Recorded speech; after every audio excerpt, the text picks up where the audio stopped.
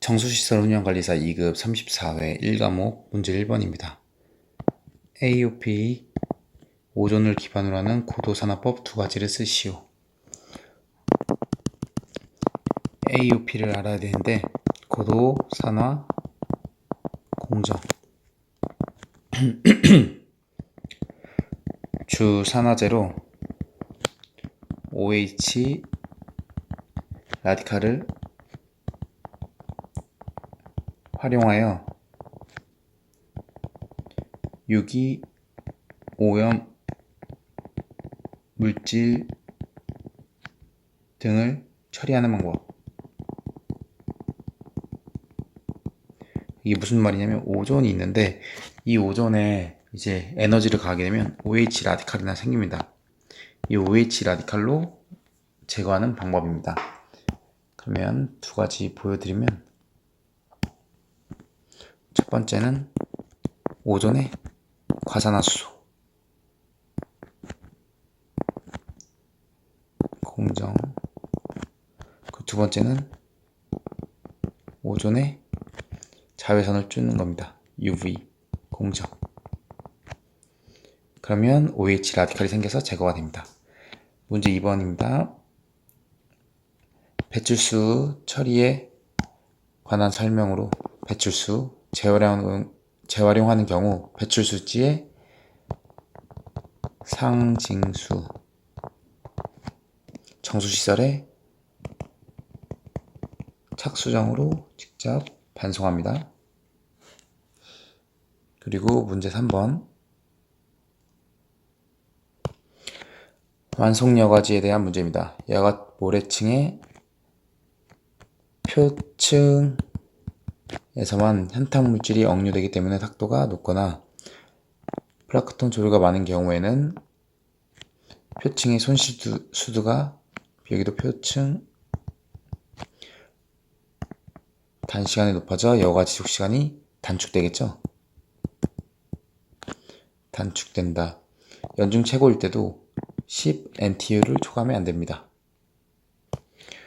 문제 4번 침전지 관련된 내용입니다. 침전지의 설치 목적입니다. 첫 번째 물음은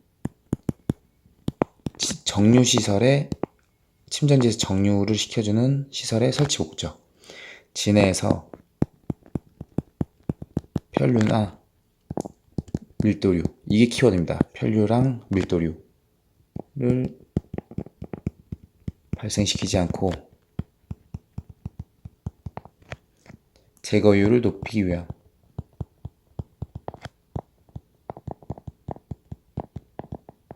물음 2번은 횡류식 침전지의 정류벽의 유입단부터 이격거리가 얼마이고 총 면적 비율이 얼마인지입니다.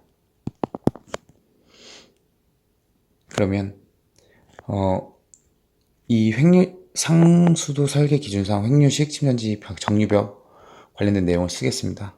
첫 번째는 여기 참고로 알아두면 됩니다. 정류벽 등을 설치하여 지의 횡 단면을 균등하게 유입되도록 한다.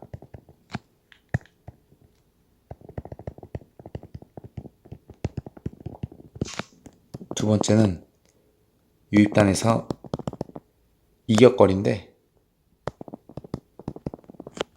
1.5m, 이게 물음 위에 대한 이격거리입니다.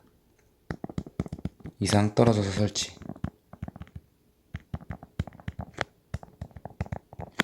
세 번째는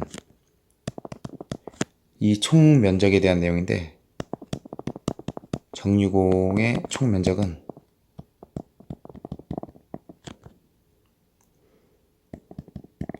유수 단면적의 6% 정도를 표준으로 합니다. 네 번째는 필요에 따라 도류벽이나 중간 정류벽을 설치한다.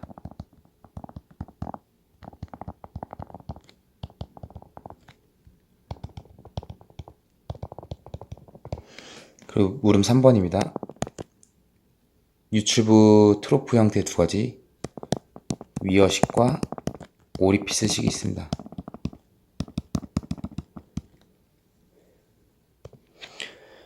문제 5번 오존 처리 설비에 관한 문제입니다. 제어 방식 두 가지를 쓰고 제어 방식 설명까지 하라고 합니다. 첫 번째는 오존 주입 농도, 한 세 가지 말씀드릴게요. 주입 농도, 제어 방식, 두 번째는 잔류 오존 농도, 제어 방식, 세 번째는 CT 일정 제어 방식입니다. 이 설명은 그냥 느낌대로 쓰시면 되는데, 농도를 주입하는 농도를 일정하게 해서 들어오는 처리 유량에 따라서 비례로 이제 들어가도록 설정하는 거고, 잔류오존 농도는 잔류오존 농도를 설정해 놓고 그거에 따라서 오존을 더 넣고 안 넣고 이렇게 대충 설명하시면 됩니다. CT도 CT 값을 설정해 놓고 잔류오존을 맞게 조절한다 라고 뭐 대충 설명하시면 있는 말 없는 말 다 쓰면 얼추 맞기 때문에 이걸 외우는 게 중요한 거지, 설명은 그걸 끼워 맞추면 됩니다. 물음 2번 배오존 처리 방법 두 가지를 쓰고 원리를 설명하시오. 첫 번째는 가열분해법, 그리고 두 번째는 촉매분해법인데, 이 두 가지를 알고 있으면 원리는 여기 끼워 맞추면 돼요. 가열분해법은 한 300에서 340도에서 1초 이내 체류시 99.9% 이상 분해됩니다. 촉매는 이 온도가 높으면 돈이 많이 드니까 촉매를 이용하는 건데, 예를 들어서 뭐 이산화망간이나 철, 산화철이나 산화니켈이나 뭐 이런 걸 이용해서 50도 정도, 이러면 돈이 얼마 안 들죠. 0.5에서 5초 체류시 분해. 근데 이거 설명도 뭐 이렇게 다 외울 필요 없이 뭐 고온이라고 표현하면 되고, 분해한다고 하고, 이것도 필요 없어요. 분해한다고 하면 되고, 촉매도 이거 다 필요 없고 그냥 촉매라고 표현하면 됩니다. 촉매를 이용해서 저온, 상대적 저온이라고 표현하면 되겠다. 상대적 저온, 생각 안 날 때입니다. 뭐 체류, 분해 이런 말도 필요 없어요. 사실은 이런 식으로만 써도 어느 정도 맞지 않을까 싶습니다. 문제 6번 공상 접촉 시간, 공간 속도, 선속도 뭐 이런 말인데, 그런 거 다 볼 필요 없이 이거 지금 힌트를 되게 잘 줬어요. 뭐냐면 단위를 줬어요. 단위 주면 그냥 이 뭐 선속도인지 공간속도 이거 필요도 없어요. 그냥 보기만 하면 돼요. 볼게요. 물음 1번 시간이 나왔으니까 시간이 맞게 돼야 돼요. 그러니까 여기서 시간 단위 있는 애가 얘밖에 없어요. 그러면 얘를 밑으로 보내는 거예요. 36,000 미터 세제곱 퍼 데이, 그리고 이 세제곱을 없애야 되잖아요. 여기 나와 있는 게 300 미터 세제곱. 그럼 이거 없어지죠? 근데 단위 환산하겠습니다. 하루가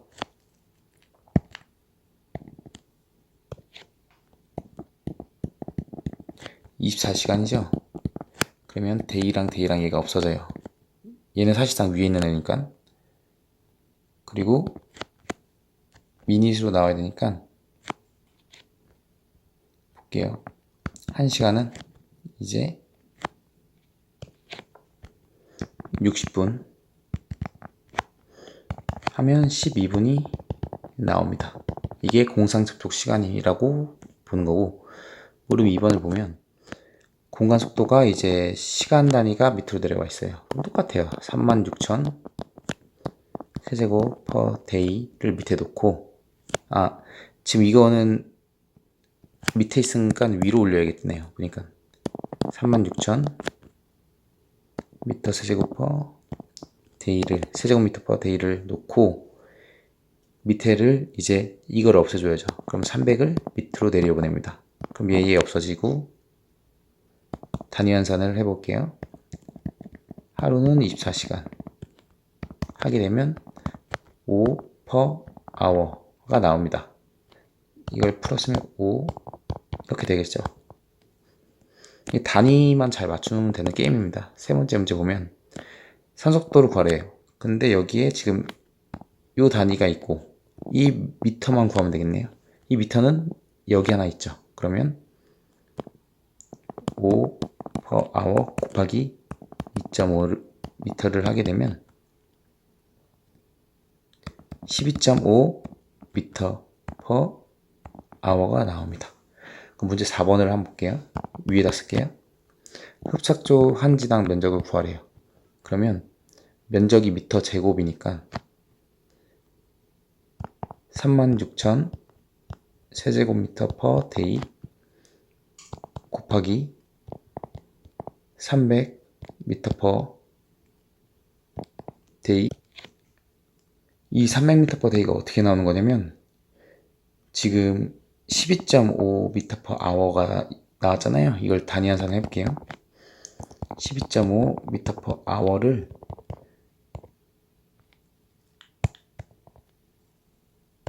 하루는 24시간 하게 되면 300 미터 per day가 나옵니다. 그래서 단위를 맞추는 게임입니다. 그럼 요거를 갖고 가게 되면 얘네 없어지잖아요. 이렇게 2로 되겠죠.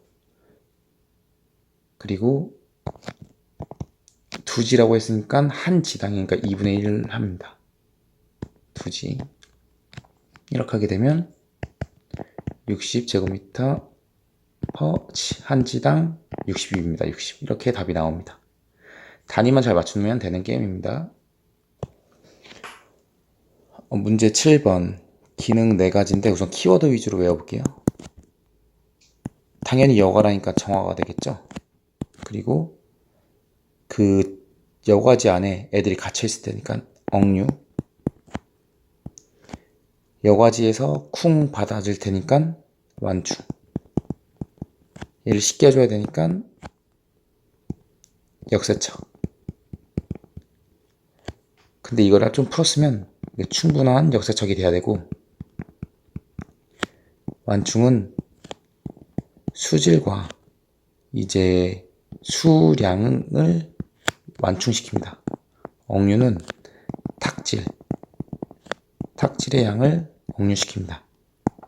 정화는 정수, 처리, 기준을 충족시킬 정도로 이제 정화를 시킵니다.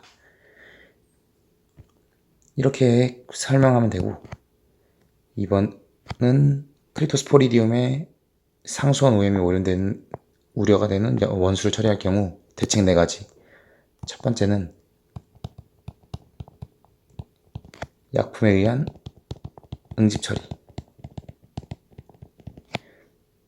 뭐가 많으니까 약품을 써서 응집해서 처리합니다. 그리고 여과지가 오염됐을까봐 여과 재개 후 일정 시간 동안 여과수 배출. 이게 뭐냐면 시동방수라고 표현해요. 시동을 해가지고 나오는 물, 그게 여과 재개 후 여과수인데 이거를 배출하는 시설이 시동방수 설비입니다. 이 내용이에요. 그 세 번째는 여과수 탁도를 상시 감시합니다. 네 번째는 여과 재개 시 여과 속도를 단계적으로 증가시킵니다. 왜냐하면 부담되지 않게. 그리고 여과 지속 시간을 단축시킵니다. 근데 이게 무슨 말이냐면 역세척을 자주 한다는 말이에요. 결국엔 다 깨끗하게. 이거는 조심해야 되는 거고 뭐 이런 식으로 보시면 됩니다. 이것으로 마치겠습니다.